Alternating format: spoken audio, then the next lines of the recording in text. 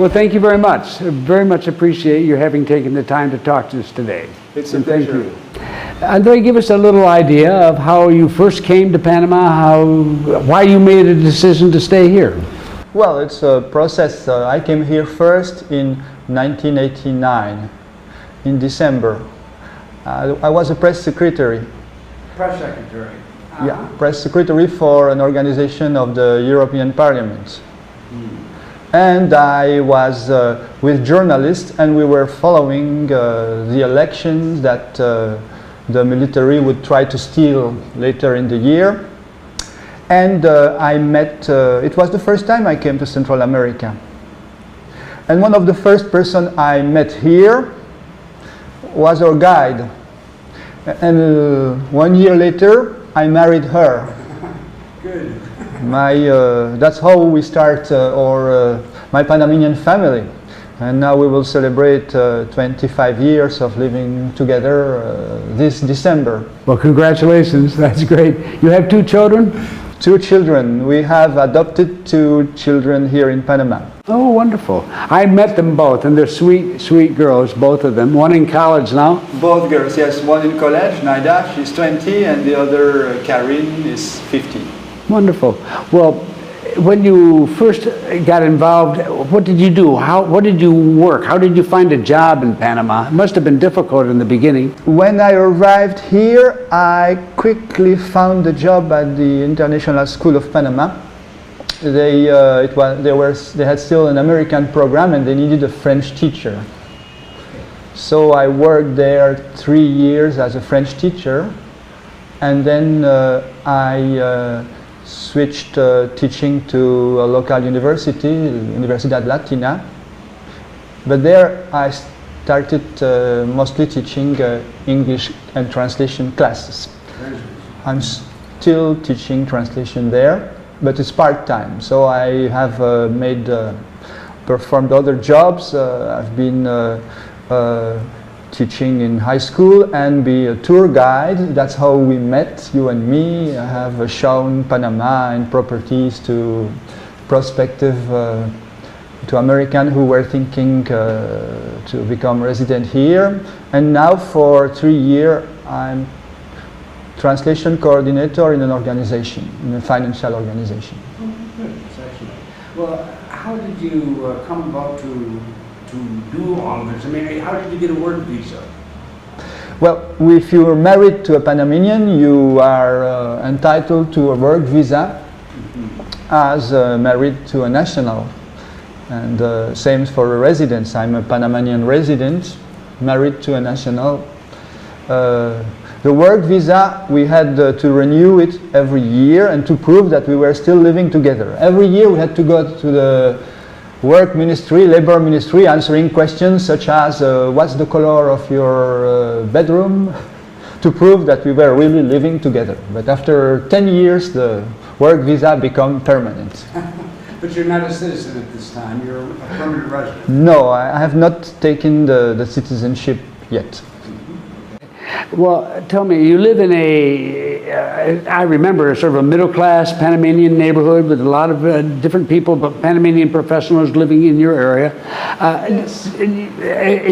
It's different than so much of the rest of the city because it's not high-rise, no.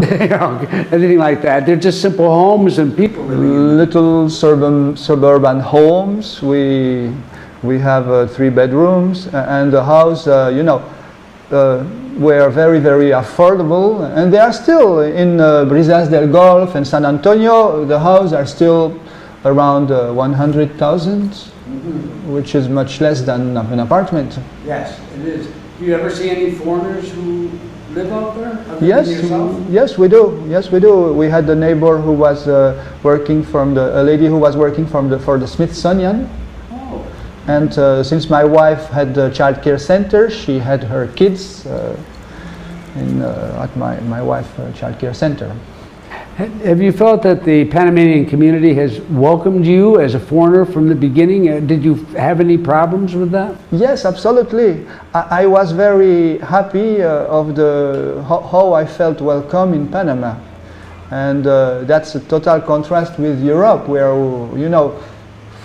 foreign people coming in Europe are usually looked down upon by local Europeans, by native Europeans, very often. Not always, but very often. Here in Panama, it's complete contrast. We feel that really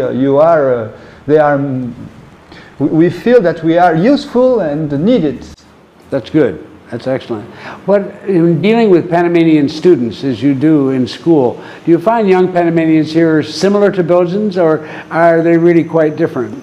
There are some differences. Teenager or young university students. Here you have, I would say, you have to take education in a more relaxed way than in European schools. And I don't complain about that. I prefer to work with projects than with exams, for example, and to help students to find their strong points than to look for the weak points. Do the students here, are they excited? Do they think they have a future in Panama? Or do they have a positive outlook? I think so. It's not easy. Well, I'm working with middle class students, usually those who can afford a university that they have to pay for, but it's not that expensive. They usually feel that they have futures, but it's often a kind of roller coaster. Okay. Sometimes they do and sometimes they don't. Huh? Yes. Okay, I understand. Now, I want to go back to the community where you live. Those homes, can you give me an idea how large they are, the average house, and maybe how much electricity costs you and things like that? Okay, electricity is kind of proportional to how many air conditioning you have, how much you use them. We only have one, so my electricity bill is between $60 and $70 per month. How many square meters is your home? Maybe 140, 150 square meters. 1,600 square feet, yes, okay, that's fine. And how about food? Where do you shop in the supermarkets, or do you get out into other areas? Yes, we have we have now a new mall next to our area, and the Metro Mall, and we have some good supermarket. The supermarket for a week cost $120, $130. I would say the meat is probably much less expensive than in Europe or United States, and other items are as expensive or sometimes more expensive, like the toys, for example, may be more expensive here. Do you find what you need, or do you find, because you're from Europe, you're from a different cultural background, do you find the things you need here? Or, and when I first came, there were only some things, and other things were missing from an American perspective. Now, from your but now we have everything, it seems. I mean, how do you feel about it?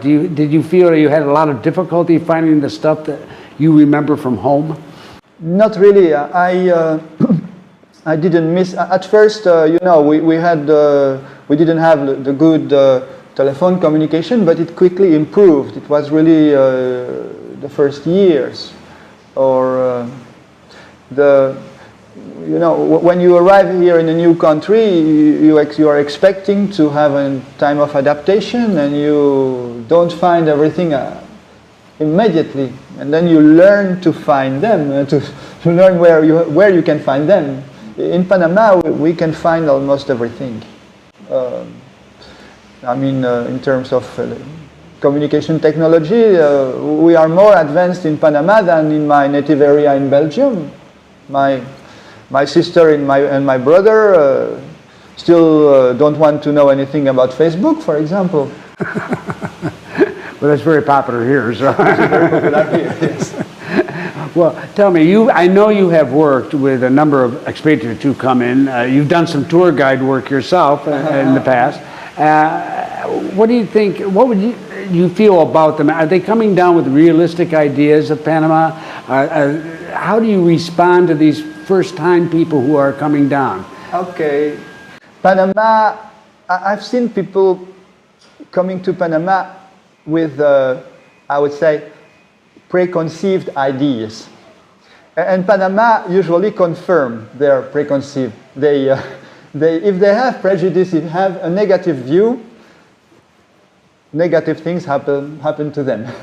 Yeah. If they come and have a positive approach, usually it's okay, it's well. We have different, this cultural shock exists. In fact, I think really that people who come with an idea of learning the country and not trying to impose their view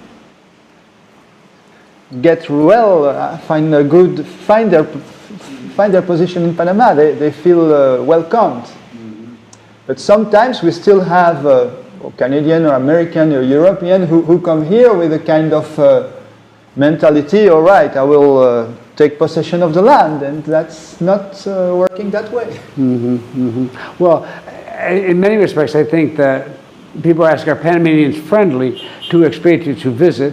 And I certainly think they are. I think you'd agree. But my biggest concern, are the expatriates friendly to the Panamanians? In other words, sometimes people get frightened, you know. It's both ways. It's both ways, yes. The Panamanian, you have the traditional Panamanian, the old generation will often greet me with military, hello, my, as if I was, okay, as if we were still at the time of the Canal Zone, American Canal Zone, and I was an American officer. Sometimes. In their eyes, yes. Mm-hmm. Yes. Sometimes, and then they expect me to, because I have they often believe my appearance that I am American, and so they expect that I will take immediate decision. Oh yes, like we're supposed to do that, aren't we? Like we're supposed to do the thing right away. Right away, yeah. Not always the case. It's not always the case, of course. Well, you have a lot in common with our cousins in Canada who constantly are being confused as Americans, and our apologies. Well, in general, though, from the Panamanian perspective, you've been here now 25 years. You've seen and lived with the people around you, your family growing up in it. Do you think that the attitudes toward the outside world to foreigners have changed a lot in 25 years? And if so, how have they changed? I think in 25 years, the Panamanians have grown much more confident about themselves and their option. I see that I've seen this country changed a lot and grow in optimism. And you know, in Europe, we had after the Second World War the 30 years that were called 30 glorious years, and that ended in the 70s when the crisis started. And people felt confident at that time, in the 60s, when I was a child. And then Europe lost its confidence. And Panama, and I think not only Panama, but Latin America, they are in a period of stable growth, and stability, with some exception, of course. But we feel that we are in a country that has a positive view of its future. And that showed at the last election, you see, we had a democracy where more than 75% of the voters vote, mm-hmm. And they don't pay too much attention to the surveys. They do what they feel like doing, exactly. It's yes. Democracy, no question. Democracy, yes. Well, now your daughter, for example, she's in college now. Do you feel that she has the opportunities for jobs that a young man would have in college, or is there a discrimination against women? No, she doesn't. It's difficult at 20 to determine if discrimination is because you lack of confidence or if because you have a specific appearance. You know, that's a problem that all young people have, and everyone have to go through experience and rebound, and she likes digital animation, And she likes doing video, by the way, also.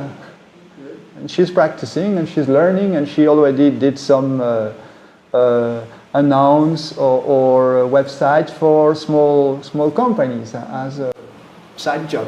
Good, but she doesn't feel as if she's discriminated against yet. I mean, she's too young, and in fact, she hasn't gone out in the work world. But how do you feel? You talk to these students. You know some after they've finished school. I'm very proud of the way she reacts. You know, because she's an adopted child, and she doesn't look like me. And sometimes when she was a child, she was able to say, to answer other children about that. And she's always been able to do it. Excellent. Well, I know her, and I know she's going to be a success because she's a very intelligent young lady. Well, that's good. In the university system here, do they practice an education similar to that in Europe or to the U.S., or is it Latino? In other words, do you feel the culture has a big impact in the universities and in the jobs that you have held? Yes, the culture, the relation. In fact, here we are in a country that needs developed human resources. So people who are qualified for a job don't have problem finding work. What is more difficult is finding jobs that are decently or well paid. That's where the competition is. But to find a job is easy. Everyone, they need work. They need workers. They need qualified workers in all fields here. I was interested to notice the University of Panama that 70% of the bachelor's degrees go to women, and 74% of the graduate degrees are going to women. So when people come, they often say, are the women kept down and don't have opportunities? And I think the women here are really doing very well professionally. I think so. I have a majority of women also studying at the university where I teach, especially in my area, language, translations, it's education. We have many more women than men. What do you think about Panama over the next 5-10 years? I mean, is the direction a good one, a healthy one to you? Do you expect the economy to continue to grow? I expect so, yes. Now we have these new locks that are going to be open next year, and that means a bigger business for the canal. We have a government that seems to be decided to tackle corruption, and that's also a big, if they make a better, if the judicial system becomes more reliable, more predictable, that's also a big plus for the country. So we are in a country with a strategic position, with a growing and young population growing. We have we have everything a country can ask for to grow. Are you happy you came? Oh yes. So you're, after 25 years, this is where you belong? Yes, I belong here, yes. I understand. That's very well put. Well, do you have any additional comments you'd like to make to expatriates who are sitting out there now in 25 different countries? Okay. I don't think that I'm doing. I'm not speaking as to advertise Panama. It's just that I have a very positive life experience here, when in Panama, differences are appreciated. That's something wonderful about this country. If you don't have to belong to a specific mold to feel that you are appreciated. You have plenty of culture, and it's easy to find an area or a group where you can belong to. Yes. And there is one somewhere. There is one somewhere for everyone, yes.